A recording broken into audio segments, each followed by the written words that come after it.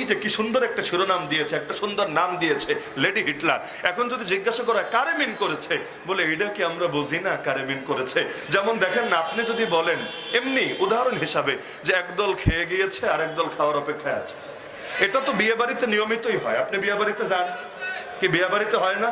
বিয়ে বাড়িতে কিন্তু একসাথে সবাই খেতে বসতে পারেন, একদল খায়, তারা উঠে যায়, আর একদল খাওয়ার জন্য সিরিয়াল দেয়, তারা বসে, এরা উঠে যায়, এরপর আরেক দল আসে। তো এক কথার তো বহু রকম অর্থ হতে পারে, কিন্তু কিছু লোক বলে ওঠে, কি রে তুমি আমার বিরুদ্ধে বললা কেন?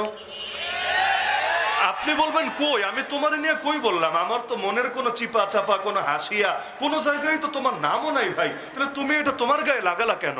বলবে আপনারা আসলে কাদেরকে বোঝান, আমরা কি বুঝি না? ঠাকুর ঘরে কে রে? আমি কলা খাই না। বলতে পারে ঠাকুর ঘরে কে রে? আমি রাশেদ, আমি খালেদ, আমি মাজেদ, বেশ শেষ। ঠাকুর ঘরে কে রে? আমি কলা খাই না। মানে কি? তার মানে তুমি বুঝে ফেলেছো ঝামেলা কোথায় হয়েছে। তো ফেরাউন এই বেচারা এমন কিছু কাজ করেছে, এই শব্দটা তার সঙ্গে এমন লেগেছে, বড় মজা লাগে আমার, যে কোরআন মাজিদ যখন পড়ি, ফেরাউনের নাম নিলেও 50টা নেকি মেলে। জানেন না? ফেরাউনের নাম কোরআনে আছে 74 বার, আমার জানা মতে 74, 74 বার। প্রতিবার ফেরাউনের নাম নিলে 50 নেকি সর্বনিম্ন। এই রমাদান আসছে নাকি আরো বেশি, রমজানে আরো বেশি বেশি ফেরাউনের নাম পড়লে নাকি আরো বেশি। আর যদি নামাজ দ্বারা পড়েন, তারাবিতে যেমন হাফিজ সাহেবরা পড়ে, আরো বেশি। তো সর্বনিম্ন হলো 50 নেকি, অথচ আমার নাম নিল 1 নেকি নেই। যদি আমার নাম নেয়, আমি বলতে পারবো না আইনে 10 নেকি, লামে 20 নেকি, ইয়াতে 30 নেকি, আমি ফতোয়া দিতে পারবো না। কিন্তু ফেরাউনের নামের মধ্যে কি কারিশমা, ওর নাম নিল 50 নেকি সর্বনিম্ন। ফা 10 নেকি, রা 10 নেকি, আইন 10 নেকি, হুয়াও 10 নেকি, নুন 10 নেকি। তাহলে বলবেন এত সব ওর নামের ভেতরে কেন? সে কি অনেক বড় বুজুর্গ ছিল? না, বরঞ্চ আল্লাহ তাআলা, কোরআন যেহেতু হেদায়েতের কিতাব, হেদায়েতের কিতাবের বিষয়টি আলাদা। কোরআনে আপনি দেখেন, এক যায়েদ রাদিয়াল্লাহু আনহু ছাড়া কোনো সাহাবীর নামই নাই, না আবু বকর, না ওমর, না ওসমান, না আলী। ইঙ্গিত থাকতে পারে নাম নাই, কারো নামই নাই। এমনকি মোহাম্মদ শব্দটাই আয়াতের মধ্যে মাত্র 4 বার আছে, বেশি নাই, মাত্র 4 বার। মুহাম্মাদুর রাসূলুল্লাহ ওয়াল্লাযীনা মা ওয়া মা মুহাম্মাদুন ইল্লা রাসূল ক্বাদ খালাত মিন ক্বাবলিহি রাসূল, এরকম মোট 4 বার পাবেন। সেখানে ফেরাউনের নাম 74 বার। কেন?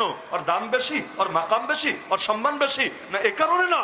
কোরআন তো হেদায়েতের কিতাব, কোরআন তো কখনোই অতীত না, কোরআন সর্বদা বর্তমান। কোরআন কখনোই অতীত হবে না, সেকেলে হবে না। কোরআন সর্বদা বর্তমান। 1500 বছর আগে যেমন বর্তমান, আজকেও বর্তমান, কিয়ামতের 1 সেকেন্ড আগেও বর্তমান। এই কোরআনে আল্লাহ এত বেশি ফেরাউনের কেচ্ছা শুনিয়েছে, এজন্য না যে আল্লাহ গল্প শুনিয়ে মজা দিতে চায়। কোরআন গল্পের কিতাব না, কোরআন ইতিহাসের বই না, কোরআন হেদায়েতের কিতাব। এ লাইনে লাইনে, শব্দে শব্দে, অক্ষরে অক্ষরে হেদায়েত। তা আল্লাহ ফেরাউন নিয়ে এত কথা কেন বলেন, এত সওয়াবের ইন্তজাম কেন রাখেন?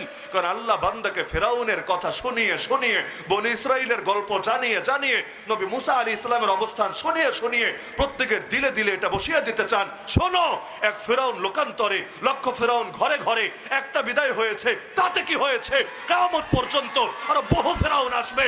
আরে তোমার জামানার ফেরাউন যেই হবে, তার বিরুদ্ধে জামানার মুসা হয়ে লাঠি হাতে নিয়ে কিভাবে নামতে হবে, সেই সবক তুমি শিখে নিবা কোরআনের পাতা থেকে।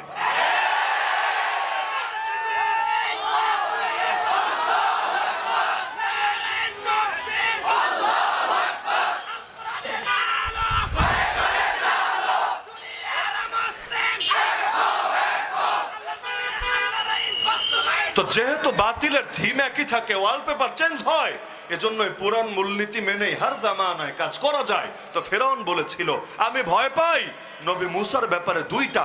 1 নম্বর ভয় হলো আইয়ুবাদদিলা দীনাকুম, সে তোমাদের দিনকে বদলে দেবে। দিন মানে রাত দিন, এই দিন না, দিন মানে ধর্ম, আদর্শ। সে তোমাদের আদর্শ, তোমাদের ধর্ম, তোমাদের জীবন ব্যবস্থাকে বদলে দেবে। মানে কি? এই যুগের ভাষায় বললে ধর্মের অপব্যাখ্যা করবে। ধর্ম হেফাজতের জন্য ফেরাউনের কত আন্তরিকতা! বাহ বাহ বাহ! ফেরাউন ধর্মকে হেফাজত করবে, ধর্ম প্রচারের জন্য উদ্যোগ রাখবে, অবদান রাখবে, বিভিন্ন সাংস্কৃতিক কেন্দ্র গড়ে তুলবে। তবে ধর্মের অপব্যাখ্যা যাতে নবী মুসা করতে না পারে, যাতে মানুষকে ধর্মের নামে উগ্রবাদী না বানাতে পারে। আজকাল বলে না ধর্মের নামে রাজনীতি চলবে না, তো কি অধর্মের নামে রাজনীতি চলবে?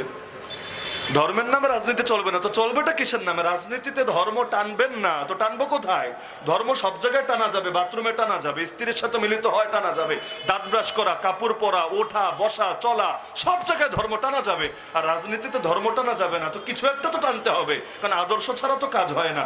কোনো না কোনো এক আদর্শ তো টানতে হবেই হবে। তাহলে কোন আদর্শ হবে? ও বুঝেছি, আল্লাহর ধর্ম টানলে তোমাদের বড় বড় মদের বোতল খাওয়া বন্ধ হবে।